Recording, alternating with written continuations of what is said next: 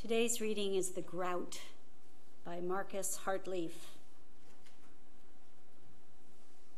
He writes, "The Unitarian Universalist congregation where I served as an intern made a mosaic tree of life the summer before I arrived.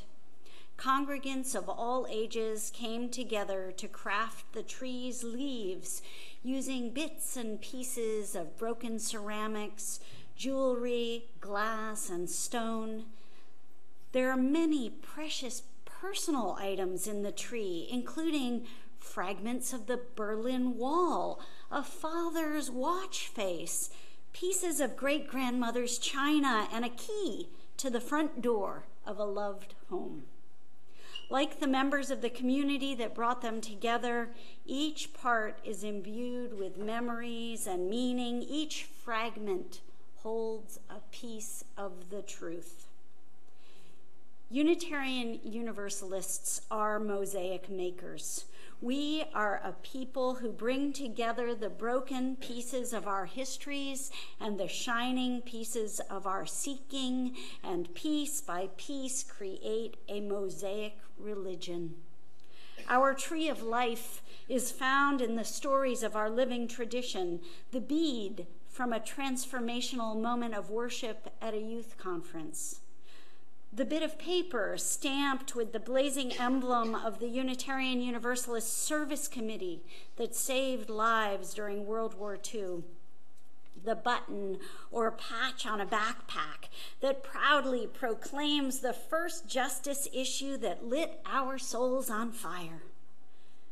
But our mosaic making tells another story too, one that is often more difficult to see, one that is essential to the purpose of religious community, one that lies not in the beautiful and broken bits and pieces, but in the grout.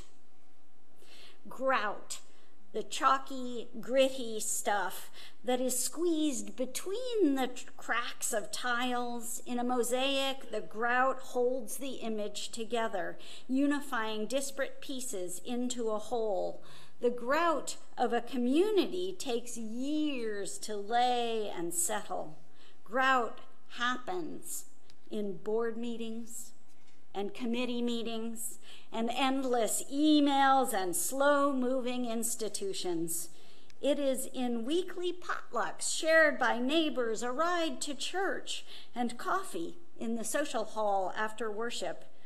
While the folks who show up for church only Christmas and Easter will hopefully enjoy the beauty of the mosaic they find, they may never know the power of the grout that holds us through all the seasons of life.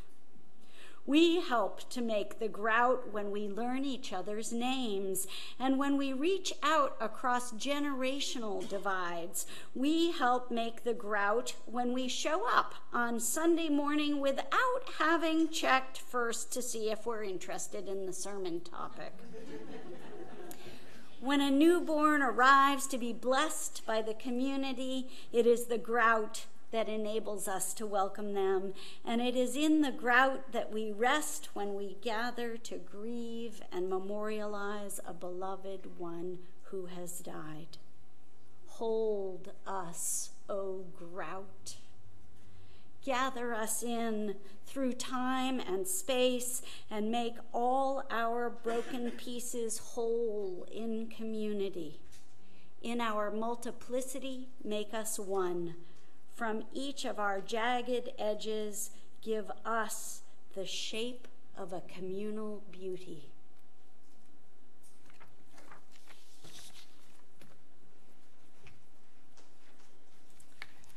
Hold us, O grout. As Unitarian Universalists, we can pray to many things or nothing at all, but who would have thought we'd pray to grout? But it is such a great metaphor. We could see the grout as what Rachel talked about earlier, as our stewardship, not just financial, but our stewardship of this organization, of this community. We could see the grout as our covenant, how our covenant holds us up and holds us together. But there's another thing I want to talk about today that is also the grout. And because we can't really refer to our church activities and all the things we do together as our grout, we have to call it something else. And one name for it is called shared ministry. And when I first heard about the thing called shared ministry, it was described to me just like this: everyone here is a minister. There are a few different kinds of ministers. You are, by the way. Yes, you truly are. There are a couple of different kinds of ministry, and their responsibilities intersect. I am what you call a minister with a capital M. I have it as a job title and with training and with really specific duties that I might have that others might not.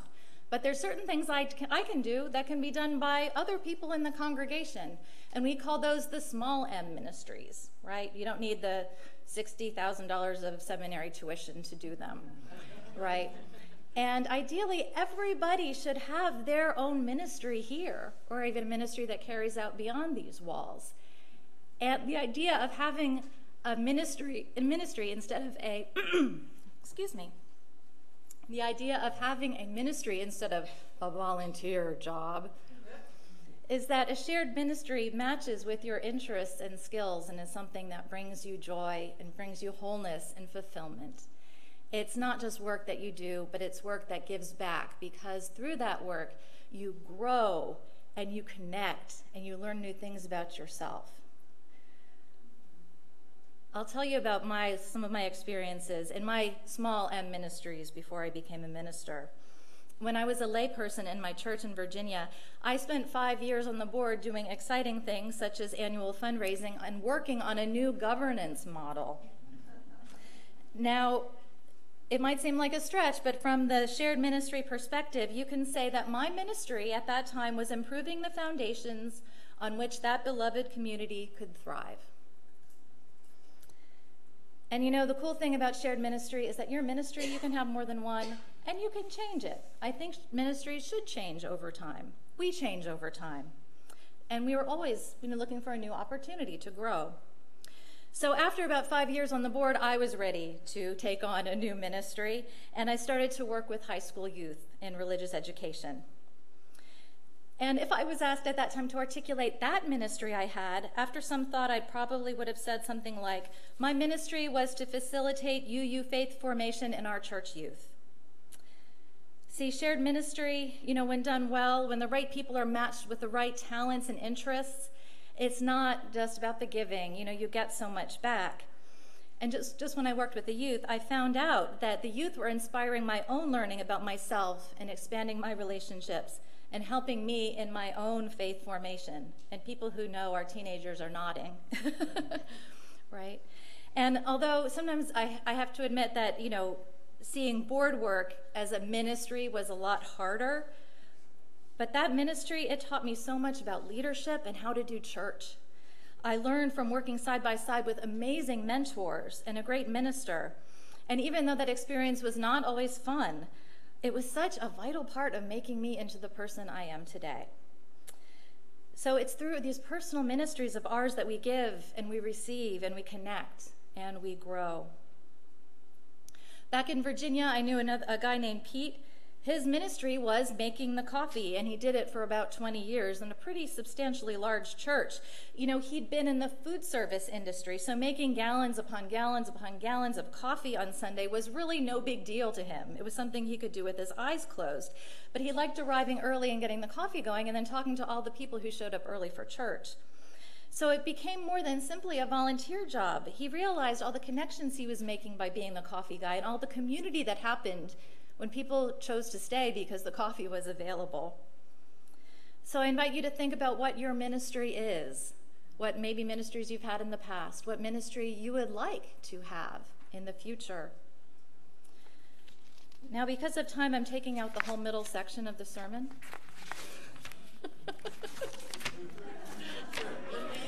Which is okay because, yeah. Anyway, I read a book about shared ministry. Thank you. And I had a whole litany of things shared ministry can do to help a congregation with various problems. Some are ones that challenges, I'll put it that way, challenges, some of which are challenges that we are facing. and that there is a system to do shared ministry, and it can be done, implemented in a congregation our size with maybe a handful of lay leaders. And there are processes, there's information available. So, I mean, one of my greatest fears here regarding shared ministry is that we're not doing enough to invite our new visitors into our community, encouraging them and finding them a place in our church in which they may grow in spirit, learn and grow into deeper relationship with our community and its members. And I'm also worried that we're not doing enough for more of our longtime members of our community who are burned out from doing the same things year after year, whether it's their personal passionate ministry or something that never was in the first place. And I think shared ministry has a lot of potential for us, but just like many, many great ideas we can throw out there, it doesn't happen by itself. It takes effort, but it is definitely not impossible. So I guess I would like to end today by asking everyone to think again about how you would articulate your ministry in our church, or the ministry you would like to have in our church. What would you like to do? What are you good at? What are your gifts? What are the activities that will bring you closer to others, bring you joy, and help you learn and grow? And your ministry, it doesn't even have to be a traditional church thing. Sometimes the best stuff that happens is when you take someone's particular passion and interest, let me say like woodworking, and figuring out, I know we have a couple in the congregation, and figuring out how that can be a ministry in the church. I mean, that's really when the magic happens. And then there are all those little ministries that happen when we're not even trying. The handshakes, the hugs, the smiles, the little connections made every Sunday here and other times. All of that stuff too, the little things, is grout, right? It's grout, it is shared ministry. And all of that stuff is what holds us. It holds those unique pieces of the mosaic of us together. It holds us. Hold us, O grout. Say it with me. Hold us, O grout. What seemed like a really bizarre prayer at first is starting to make a lot more sense to me now. Blessed be, and amen.